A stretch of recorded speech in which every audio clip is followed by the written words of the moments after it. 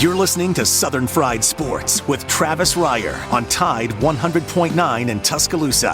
GHD2 Northport and W265CG Tuscaloosa. Tide 100.9 and streaming on the Tide 100.9 app. A Town Square Media station. This is Southern Fried Sports with Bama Online senior analyst Travis Reier on your home for Alabama sports. Tide 100.9 and streaming on the Tide 100.9 app.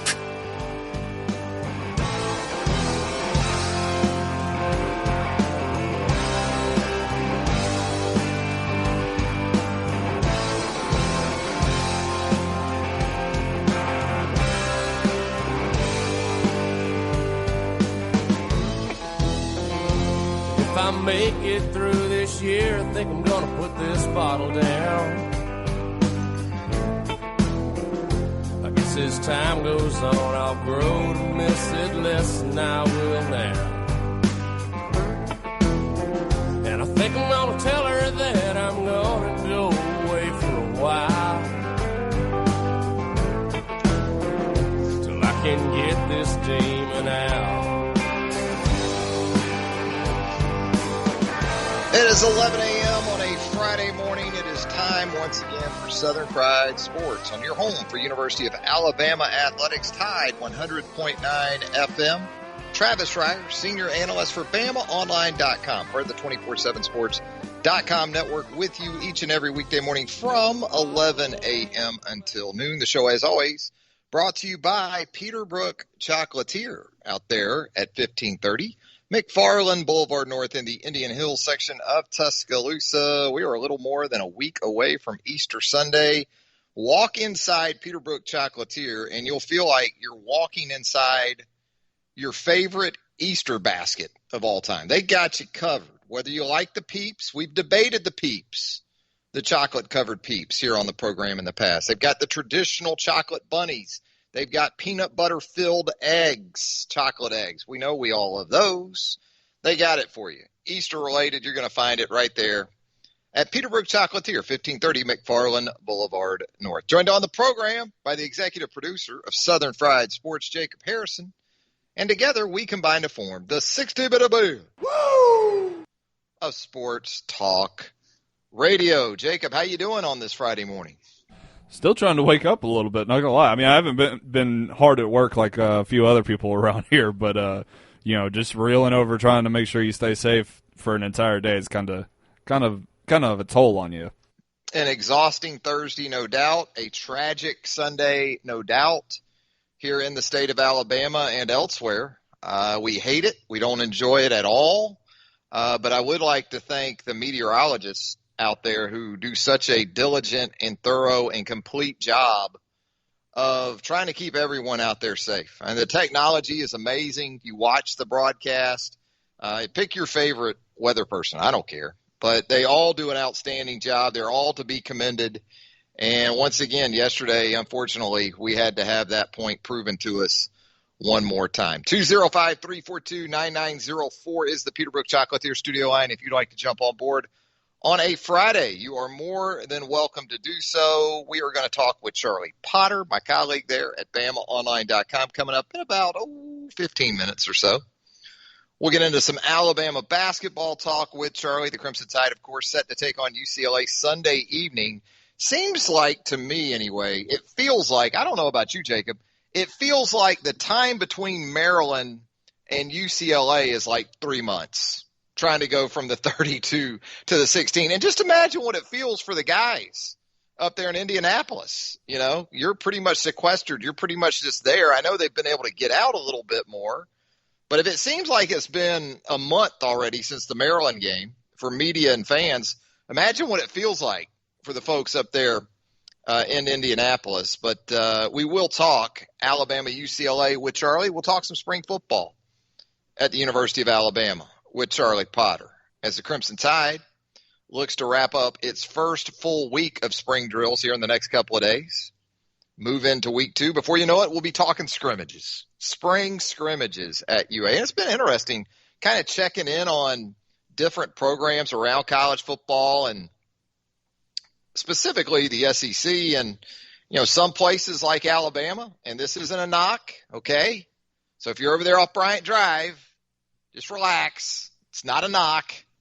It's just an observation that you still have some schools, some programs that are taking the approach of no media access at practice or anything like that. Understandable. I get it. It's fine.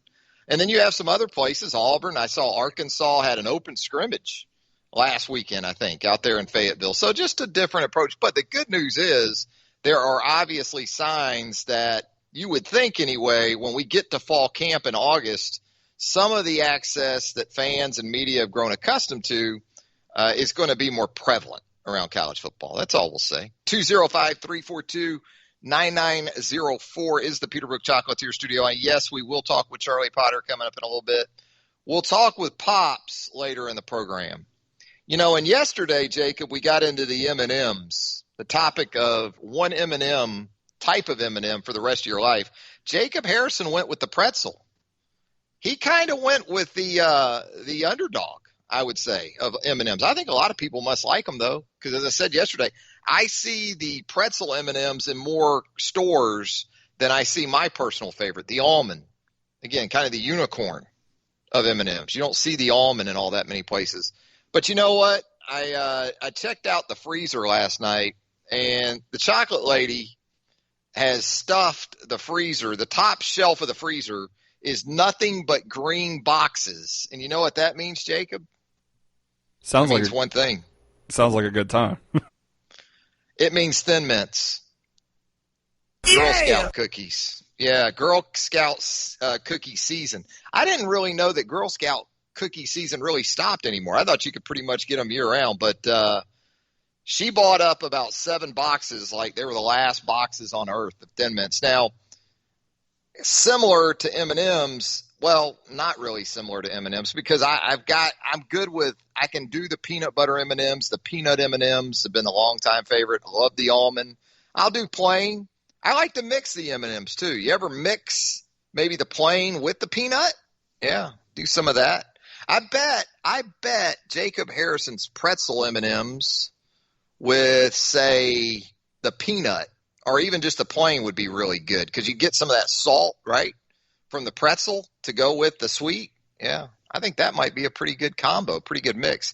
But when it comes to Girl Scout cookies, I'm not very versatile. I'm not very diverse with the Girl Scout cookies. They could just make Thin Mints and that's it. I don't even really know the other flavors. I don't know. What are their Labradoodles?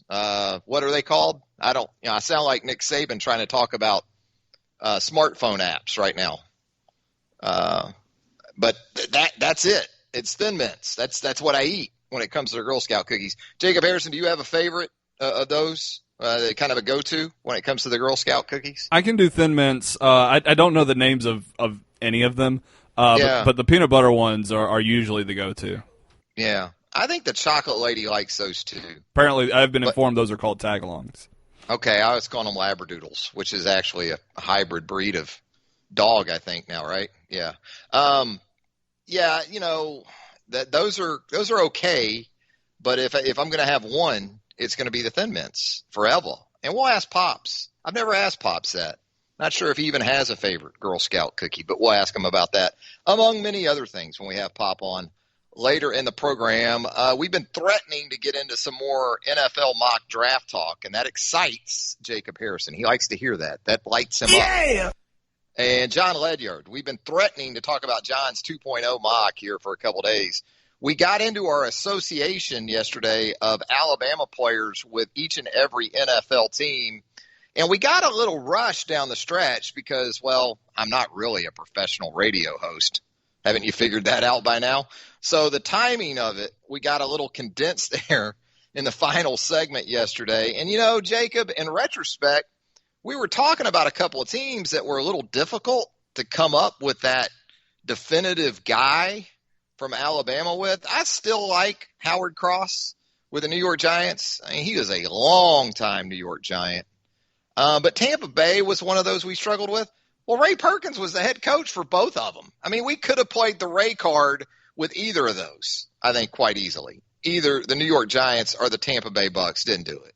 kind of an oversight there. You know what would have been interesting too, Jacob, to go deeper into the Tennessee Titans back to the Houston Oilers days. And were the Oilers something before Houston, maybe even? But just to go back to Houston with the Titans, and who would be kind of the Alabama guy for the Oilers? I'd have to think about that one.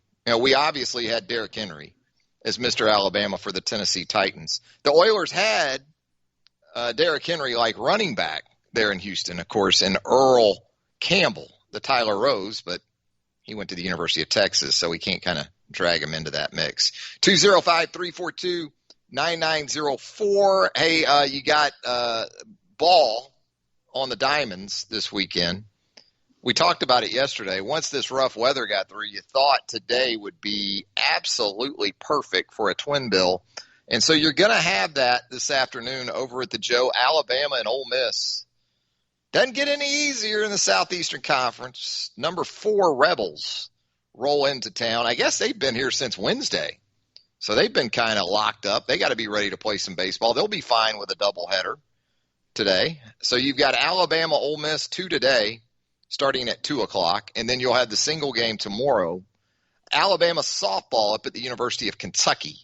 That series gets underway tomorrow, Saturday, Sunday, Monday. Always interesting to see how Murph is going to lay out the pitching. Perhaps it'll be Montana Fouts on Saturday and Monday with Lexi Kilfoyle there for the Sunday game. And, of course, both of those outstanding pitchers are capable of closing games as well. So some different combinations that could be in play. Lineup is what you're concerned with the most right now, as we've talked about throughout the week, with Bailey Dowling now, the talented freshman infielder with the knee injury for the remainder of the season. 205-342-9904 is the Peterbrook Chocolatier studio line. I guess, Jacob, the Bucks are just going to bring everybody back. It's Leonard cheating. Fournette. It's cheating, and it's Tom. Cheating Tom Brady. It's what he does,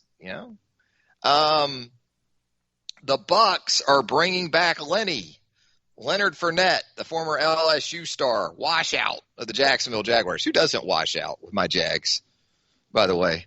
But Leonard Fournette, reportedly, Shefty and others this morning reporting, Leonard Fournette, a 1-year deal worth up to $4 million for the 2021 season. I think it's smart by Leonard Fournette, because I'm going to guess he probably could have got a little bit of money somewhere else. I don't know exactly what the market was for Leonard Fournette. We know in this day and age that running back value ain't a lot.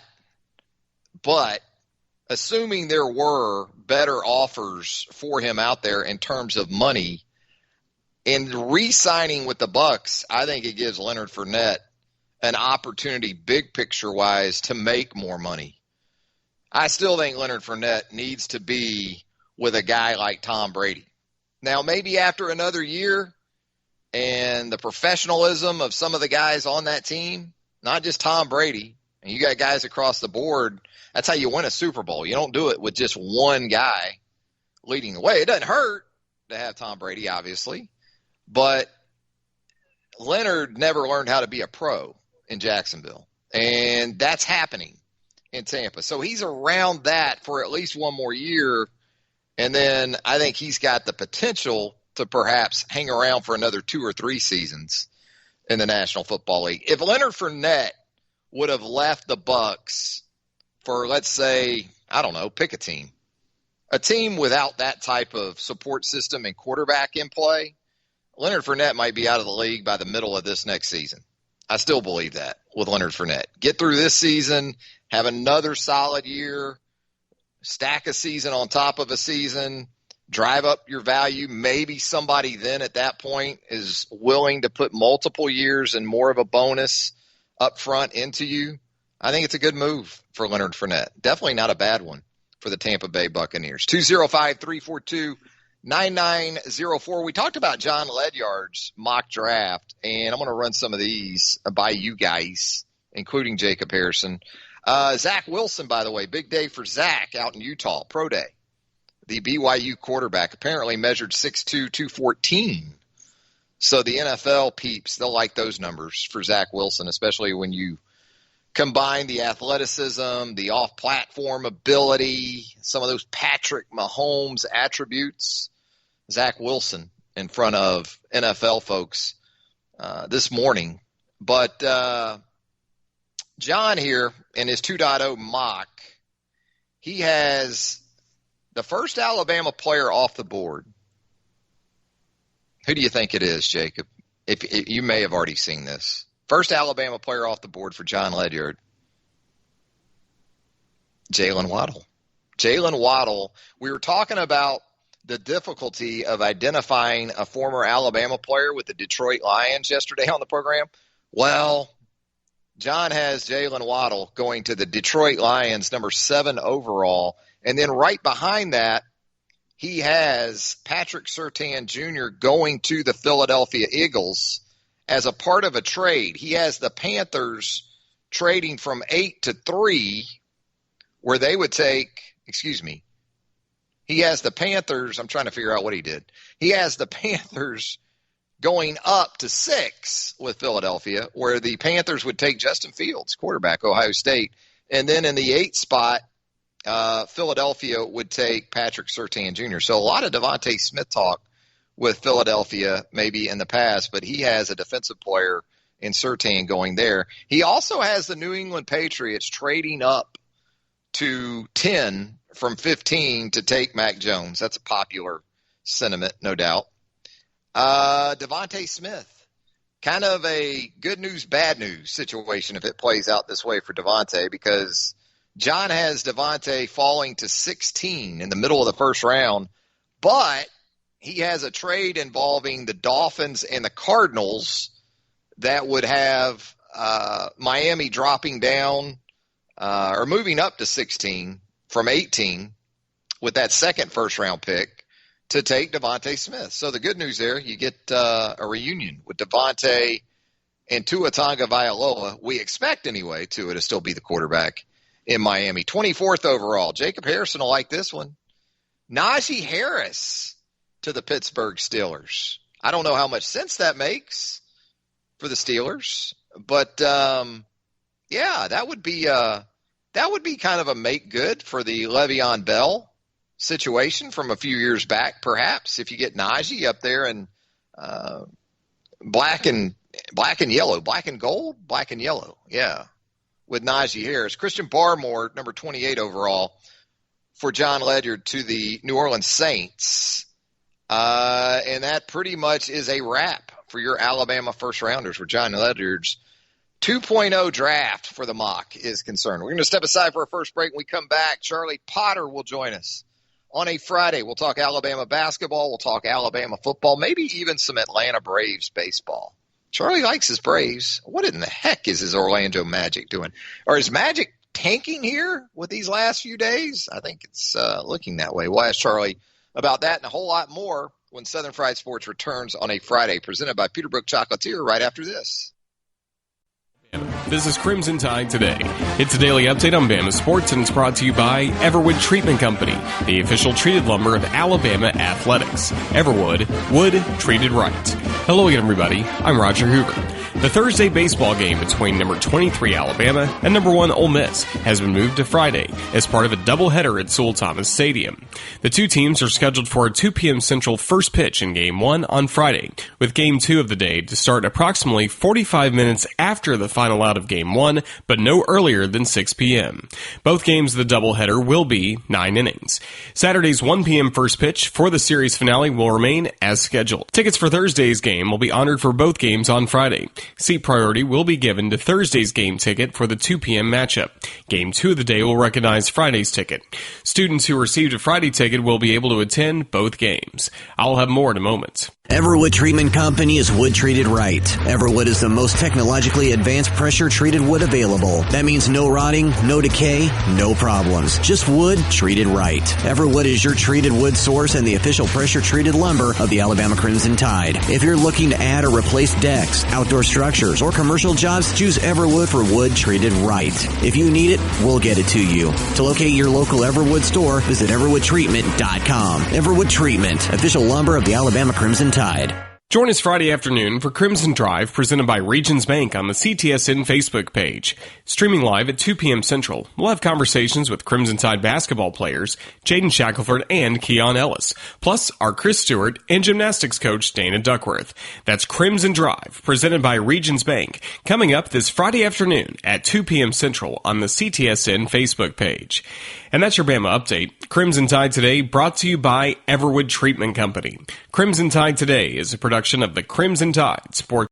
Tide 100.9 Tuscaloosa weather. Sky partly to mostly sunny this afternoon. The high today 77. For tonight, increasingly cloudy with the low at 62. Tomorrow, mostly cloudy and warm. A chance of showers during the day. Maybe a thunderstorm in spots. The high at 82. I'm James Spann on the ABC 3340 Weather Center on Tide 100.9. It's 69 degrees in Tuscaloosa. Tide 100.9. For more coverage of Alabama football, visit us at Tide100.9.com or download the free Tide 100.9 app. The Crimson Tide will not be denied.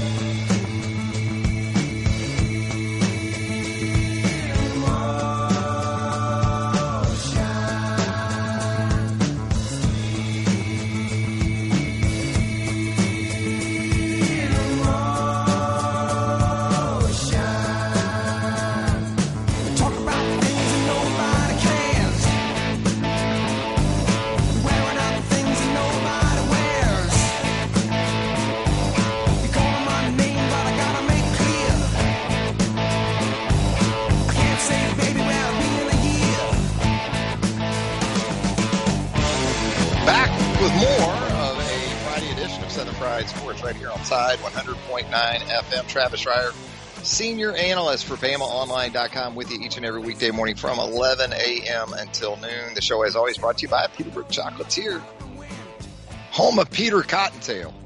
Well, just kidding.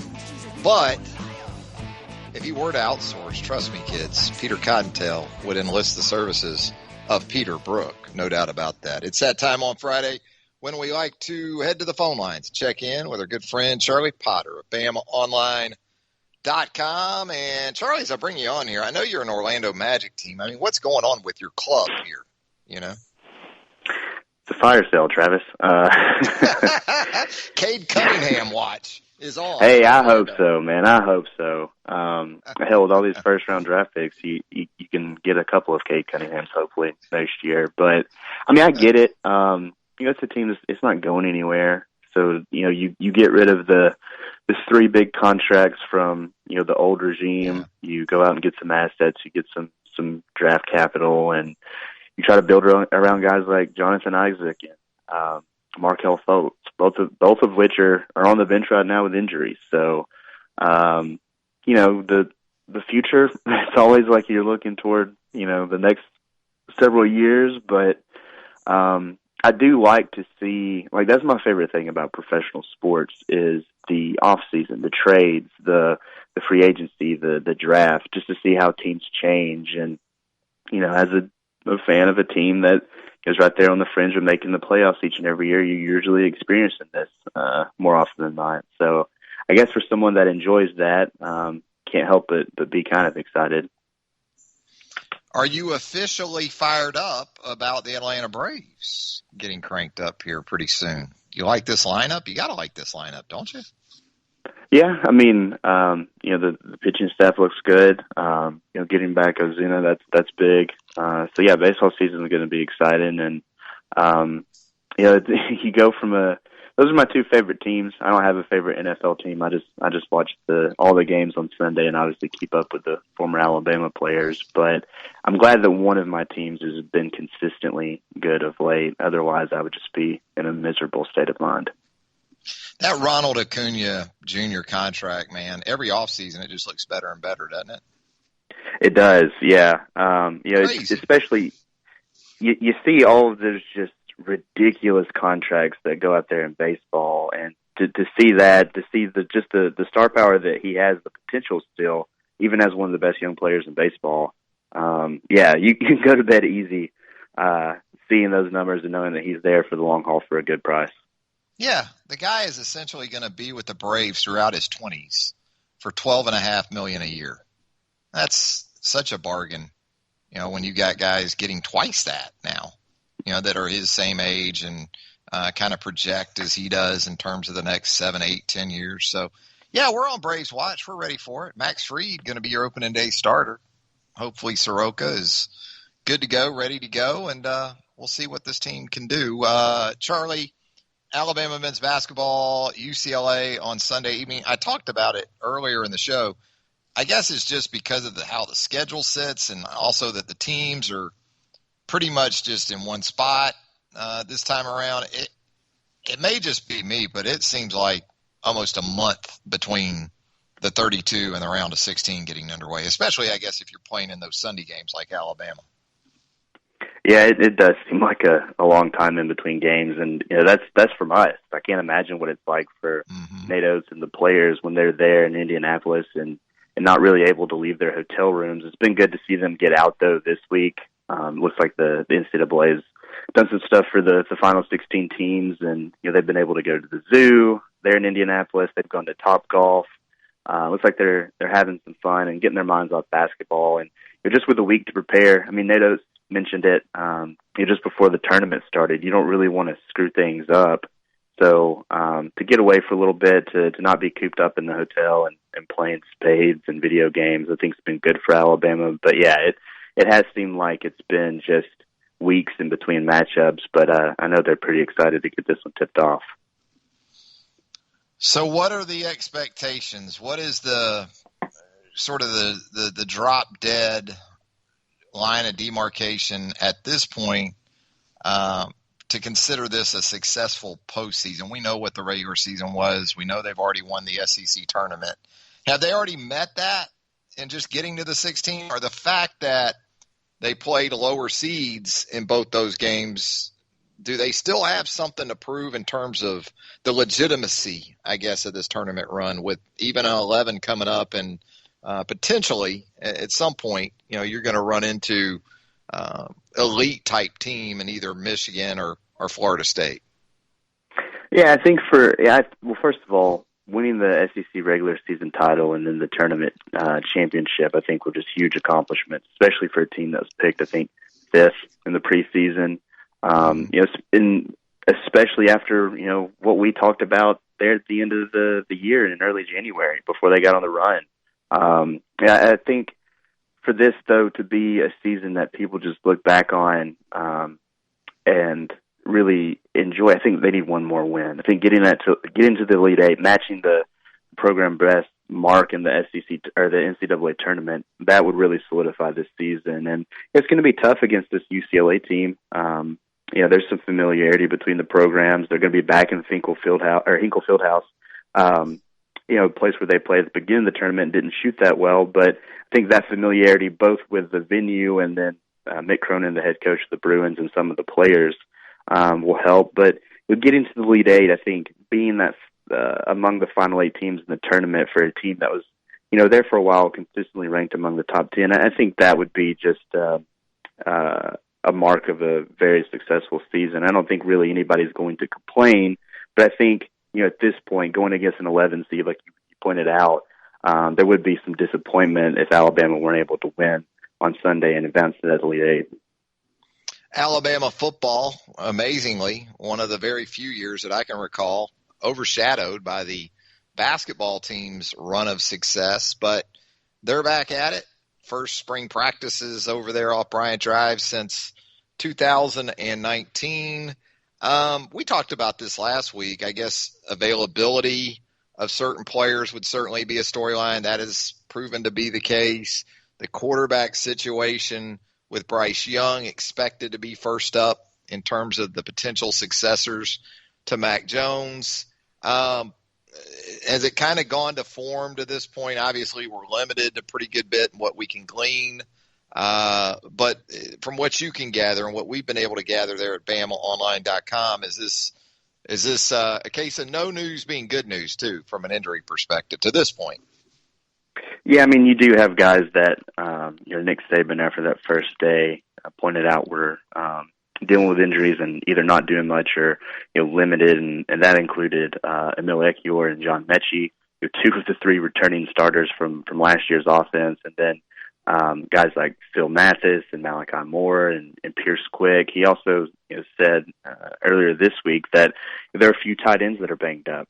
Major Tennyson dealing with an injury. Both of the newcomers in Robbie Oots and Caden Clark are also a little hampered. But other than that, I mean, it's given some guys opportunities. On the offensive line, I think some young guys are getting some run, and I think the question on everybody's mind is just the quarterback spot, and it sounds like Bryce Young has been taking majority of the first team reps, and Nick Saban said he's a little bit ahead of the other guys, and that's to be expected. I mean, you look at last year, and Bryce Young was the only quarterback not named Mac Jones to take a snap in a game for Alabama. So I think outside of what we know, it doesn't sound like there's been any just significant injuries, which is good, and I think just in terms of how things are playing out or how they're going about things early on in spring practice, it's been kind of business as usual and what we have come to expect. As far as potential combinations at wide receiver, because Mechie is limited or out altogether this spring, and you also look at the offensive line with Emil limited or out for the spring at one of the guard positions, and knowing that you had a couple of other jobs that you expected competition for throughout March and April, are you pretty much not going to be surprised by anything by the time A-Day rolls around and we see maybe how some things are shaking out with the first group on the offensive side of the ball? No, yeah, I expect things to change over the course of the spring. I mean, right now, I think Chris Owens has been at center, which that shouldn't come as a shock, considering Landon Dickerson moved on, and Owens is the most experienced offensive lineman on the team. I think Evan Neal, as most people would expect, has played some left tackle, kicked out from right tackle to left, and that's a move that a lot of people, I think, had in mind with Alex Leatherwood moving on to the NFL. And Emilio Ekiyor is out, but he's going to be a starter when he gets back. And see some guys like Tommy Brown and Javian Cohen, I think, at guard to start things out. And then the right tackle spot for me, I think, will be the most intriguing because they have some options. I think Damian George has been there. Kendall Randolph's played there in tight end. And then you have the young guys, the five stars that came in, J.C. Latham and Tommy Brockermeyer. I think those are going to be names to watch as the spring progresses because they've had 3 practices so far. Today, later this afternoon, will be their first full pad practice at the college level. So they have some adjusting to do, and they have time to make moves and to impress. So the offensive line to me, I think, is the most fascinating to see how it plays out. And at wide receiver, there's opportunities for guys because John Mechie is out. He's going to be the team's number 1. So guys like Slade Bolden, are leading that group. You have Javon Baker and Trayshawn Holden and Xavier Williams, I think, getting some run with the 1. So receiver is just, for them, it's opportunity. It's chances to prove that they deserve reps this fall. And, when it comes to A-Day, they can really, turn some heads. We've seen guys do that in the past. So, offensive line, wide receiver is going to be really interesting to track this spring and how things progress. But I wouldn't be surprised to see what is going on now be completely different come April 17th. Had a pro day at UA on Tuesday and anticipating another workout this next Tuesday. What was your impression for how that went for the Alabama guys that, actually took part, understanding they were pretty much all there?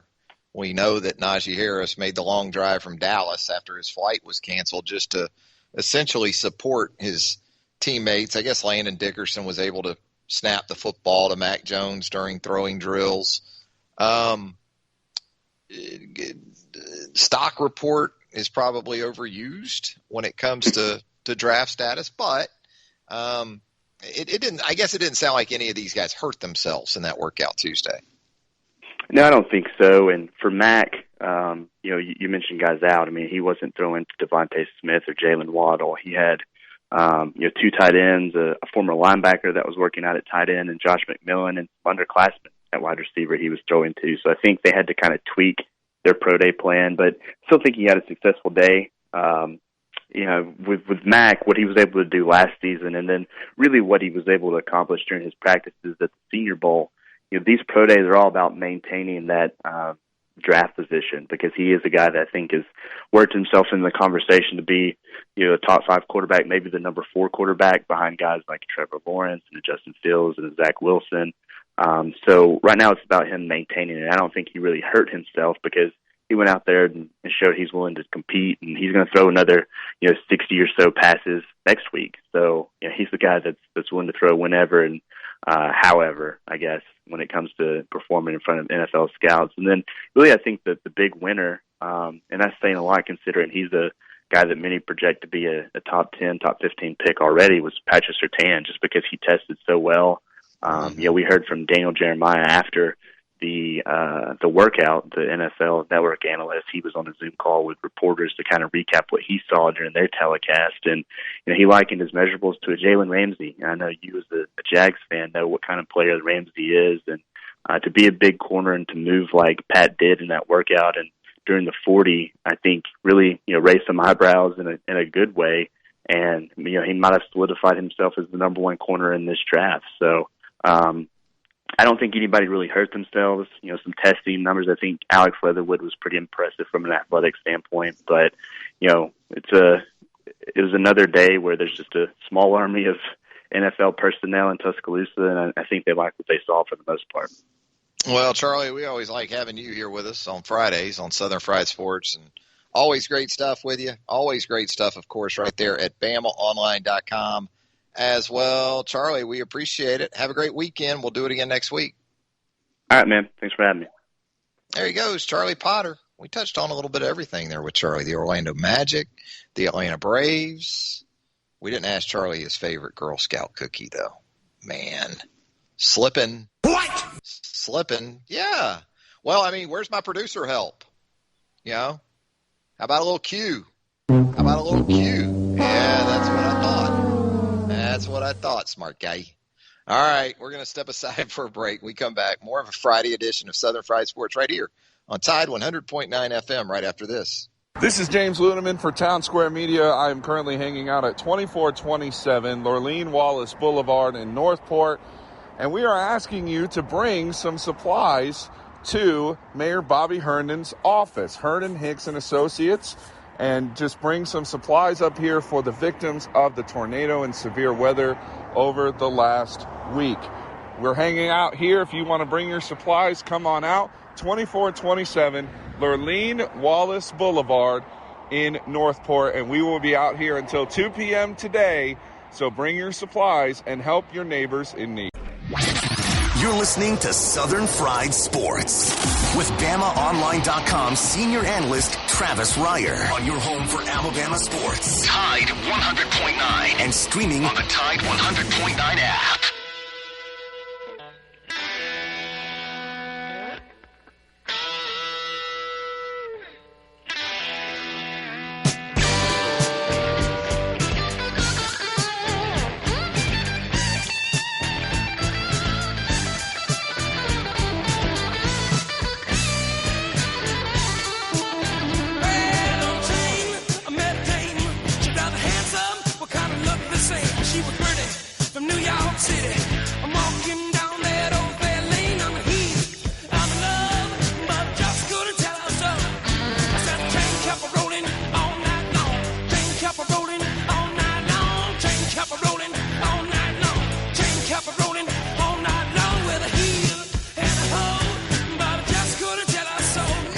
With more of a Friday edition of Southern Fried Sports right here on Tide 100.9 FM.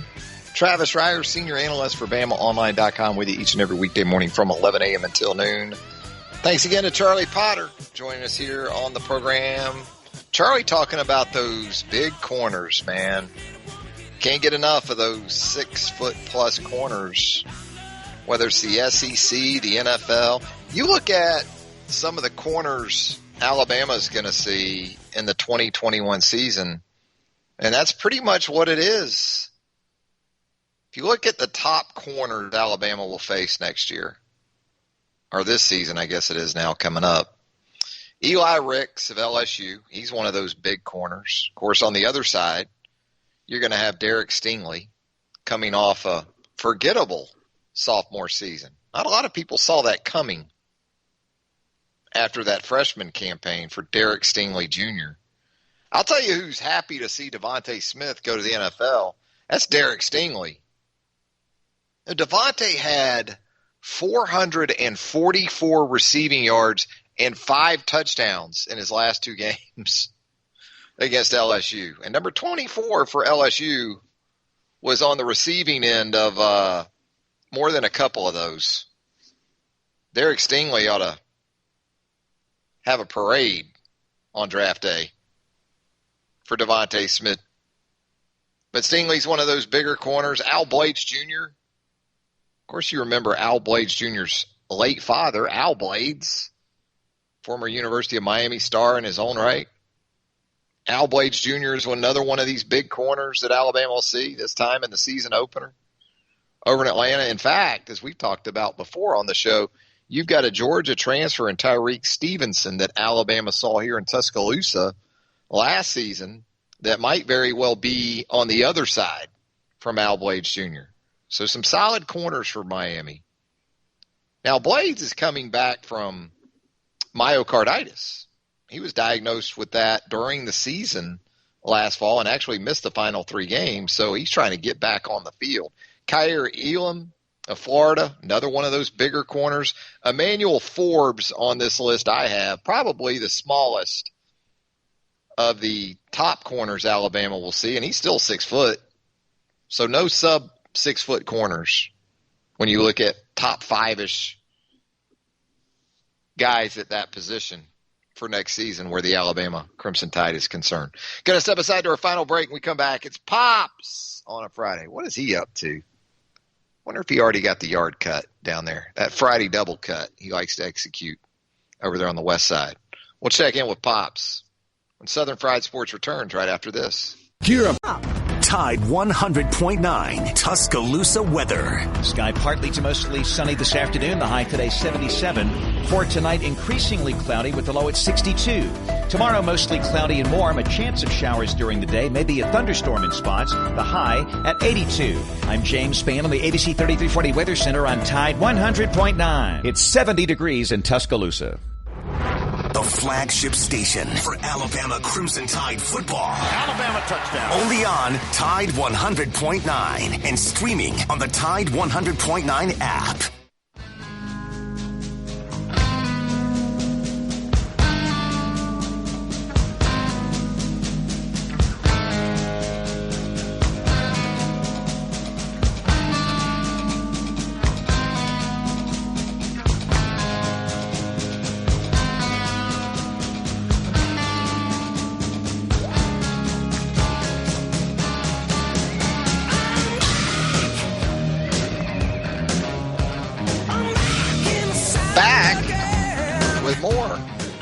A Friday edition of Southern Fried Sports right here on Tide 100.9 FM. It's that time on Fridays. We go to the Peterbrook Chocolatier studio line and we check in with Pops. Hey, Pops,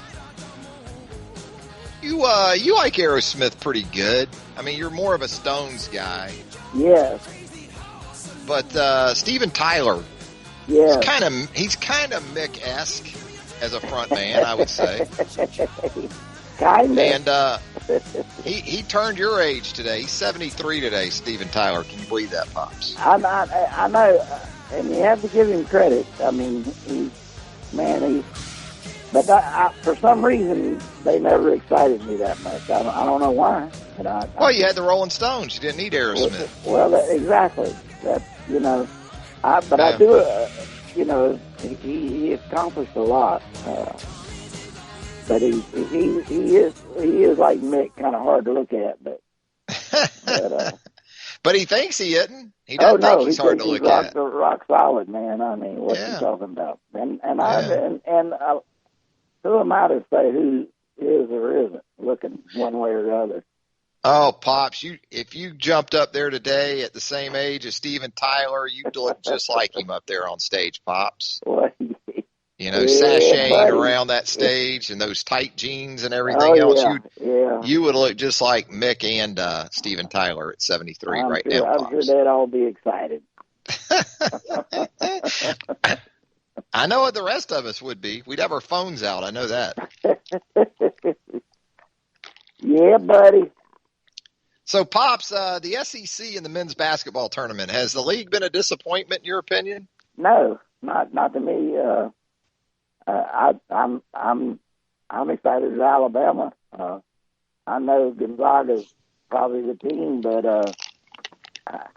if Alabama could drum up another game like they did against Florida a few weeks back when Florida came down to Alabama to play them, or that game against LSU, that last game against LSU was incredible.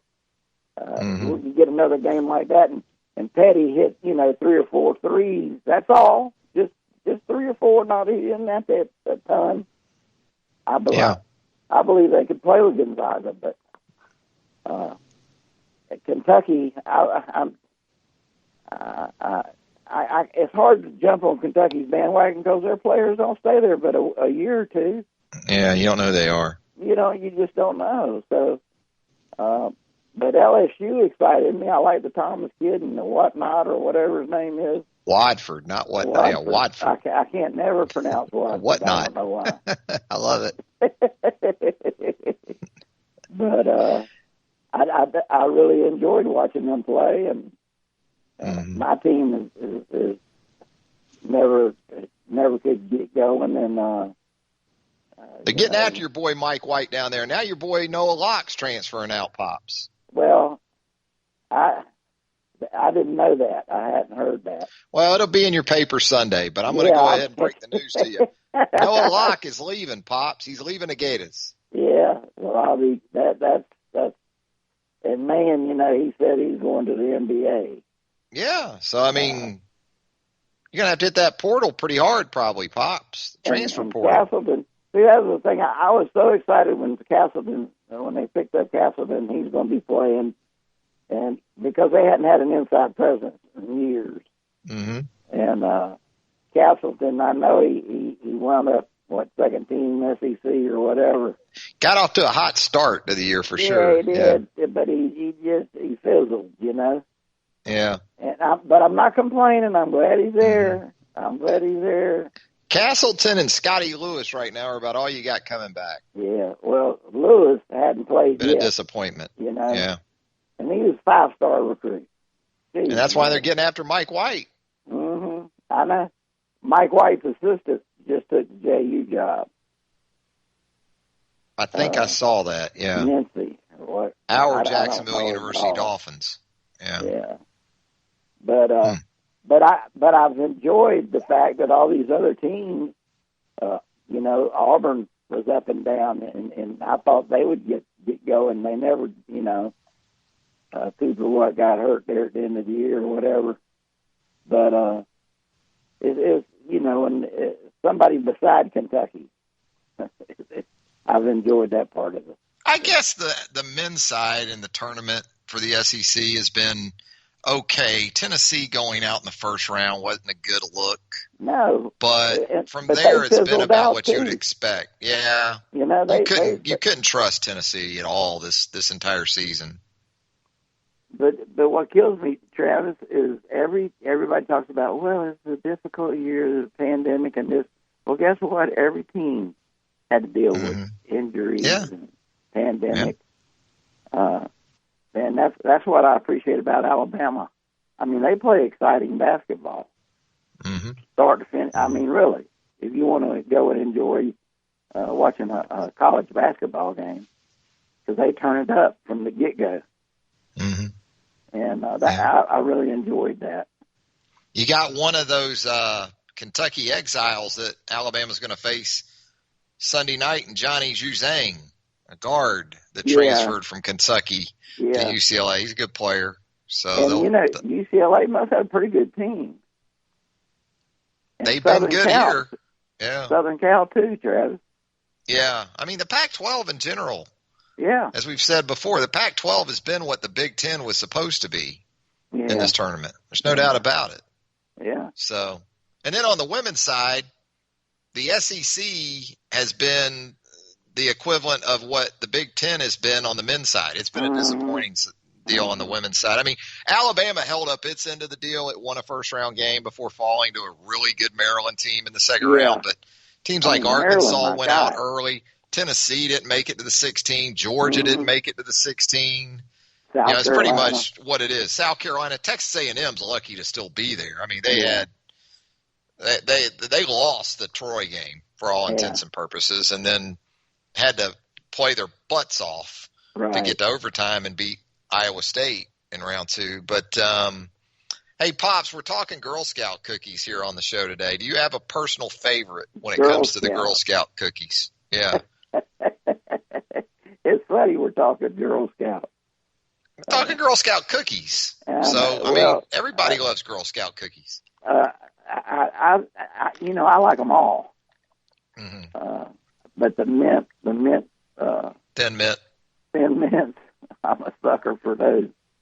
The reason I said that about Girl Scout, front page of our newspaper today, it's got a girl in a Boy Scout uniform.